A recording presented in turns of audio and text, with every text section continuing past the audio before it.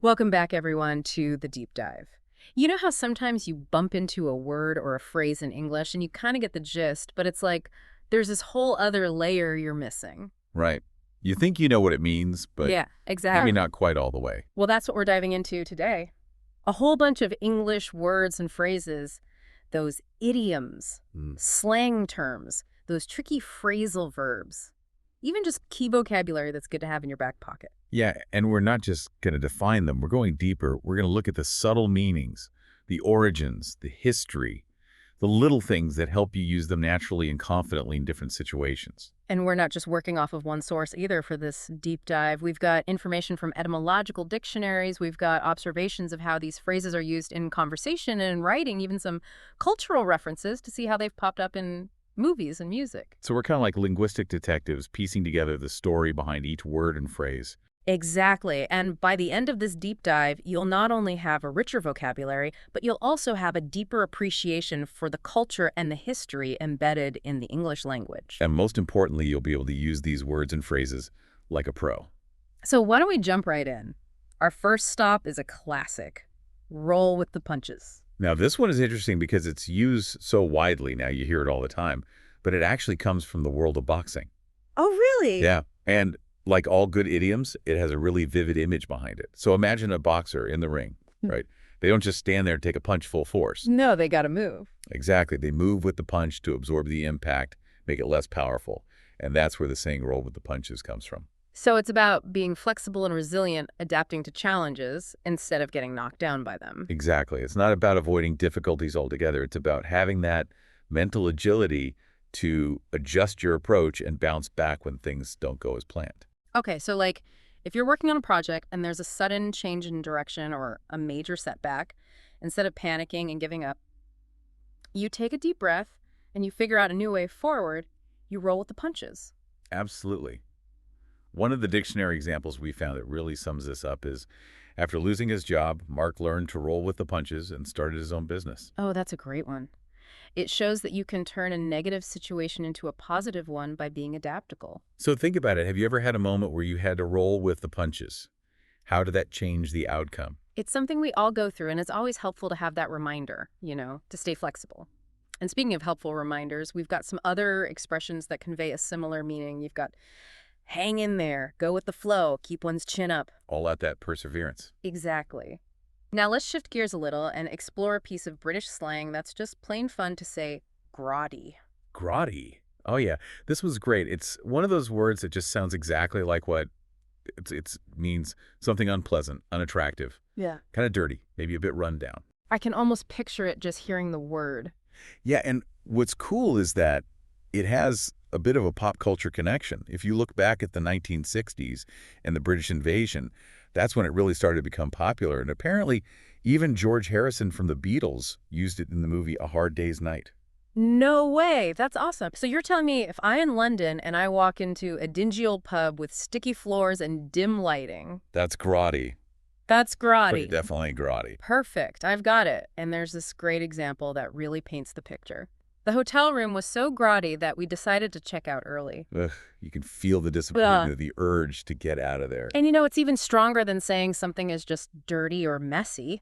Grotty has that extra layer of unpleasantness. Like you don't just want to clean it, you want to escape. Totally. And just for fun, some other words you might use to capture that same feeling are shabby, dismal, or grungy. All good options, but Yeah. grotty definitely has that special something. All right, let's move on to a phrasal verb that comes up all the time in conversation, back down. Ah, yes. Back down. This one is all about yielding or retreating from a previous position. When you're in an argument or a negotiation and you realize maybe you were wrong, or maybe it's just not worth fighting for anymore.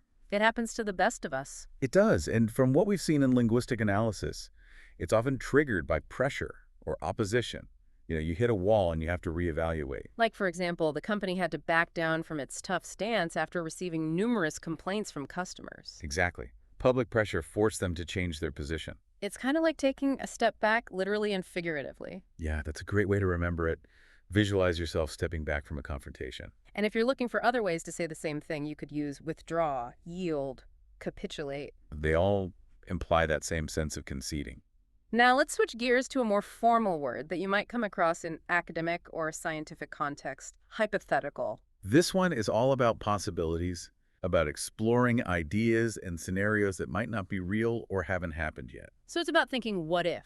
Exactly. And it's used a lot in discussions about potential outcomes, theoretical models, predictions about the future. Okay, so like in a hypothetical world where everyone is honest, how would society function differently? That's a good example. It's a thought experiment, exploring a situation that doesn't actually exist.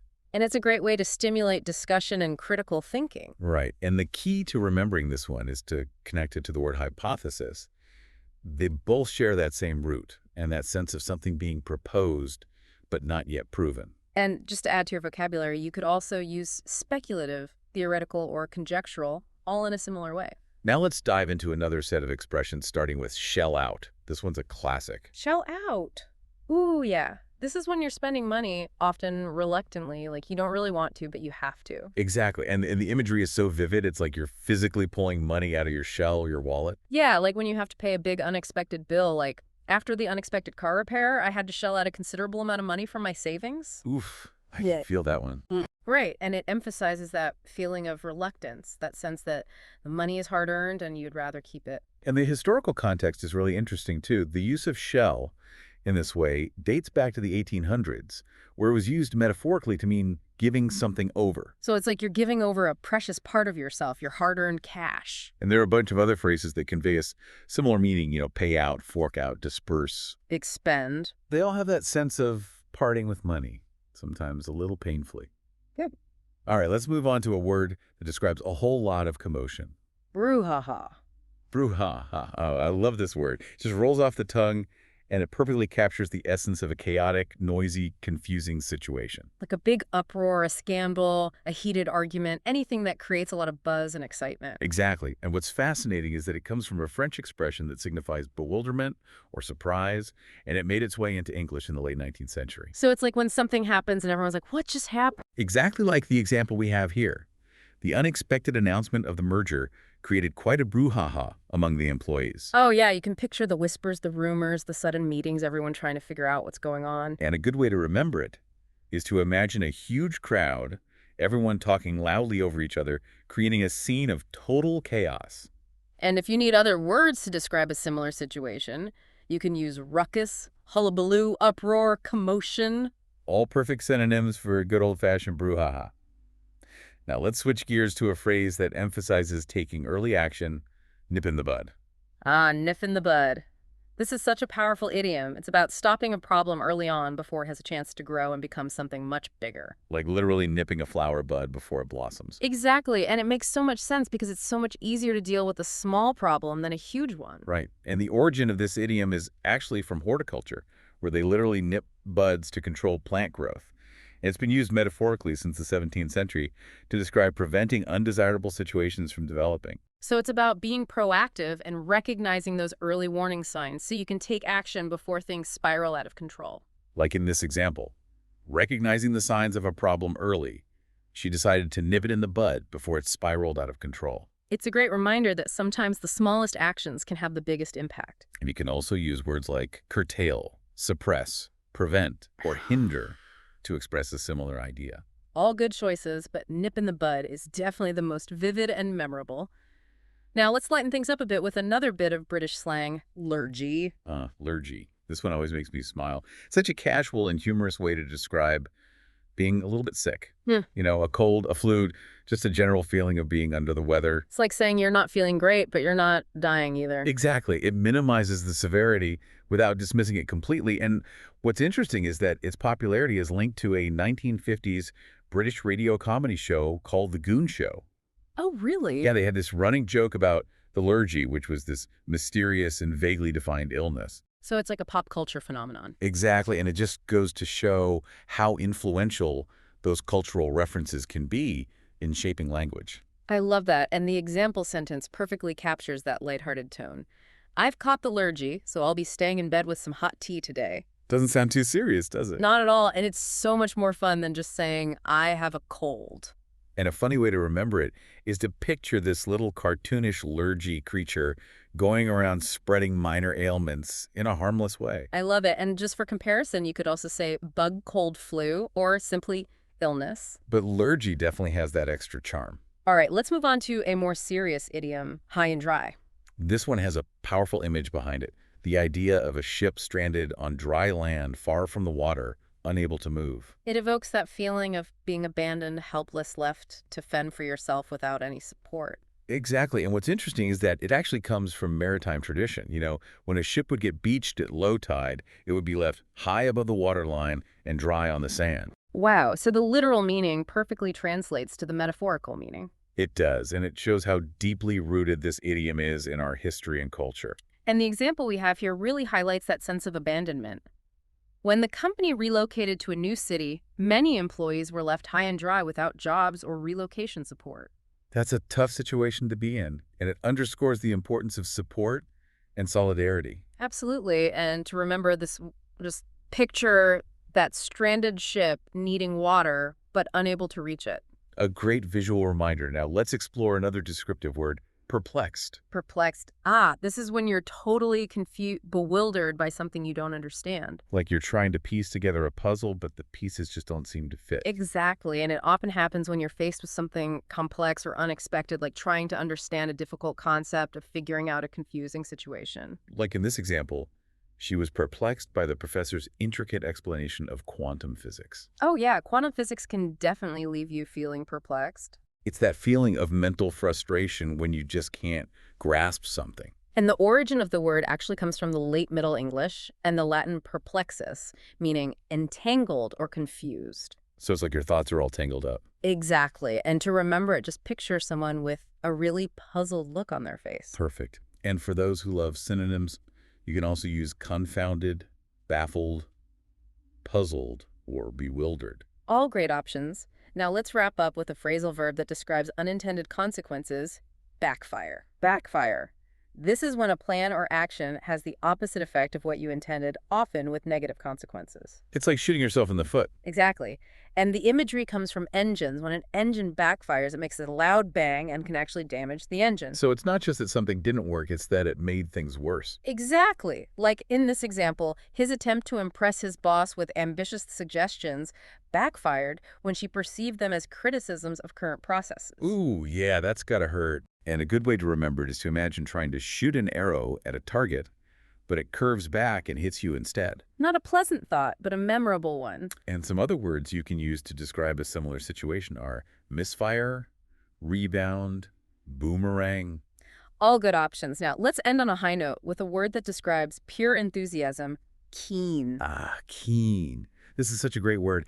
It expresses that genuine excitement and eagerness for something. Like when you're really passionate about something or super excited to try something new. Exactly. And what's cool is that it can be used to describe both mental sharpness and emotional enthusiasm.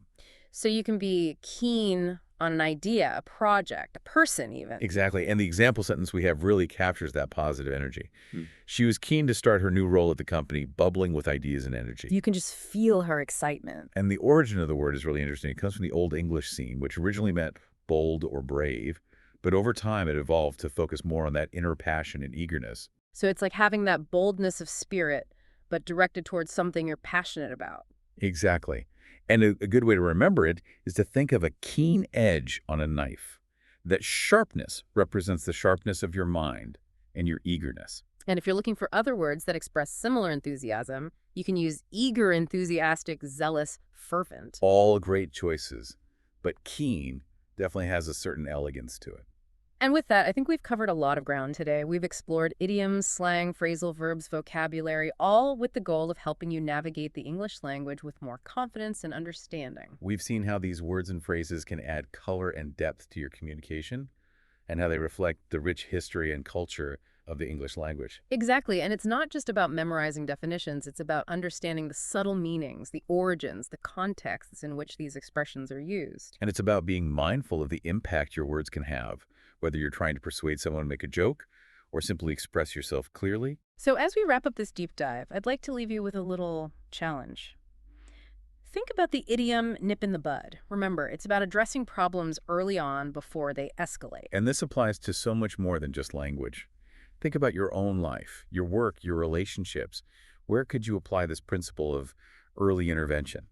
What are the small issues that, if left unchecked, could become much bigger problems down the line? It's a question worth pondering, and I encourage you to be proactive to nip those potential problems in the bud and create a more positive and productive environment for yourself and those around you. Thanks for joining us for another deep dive into the fascinating world of English. See you next time.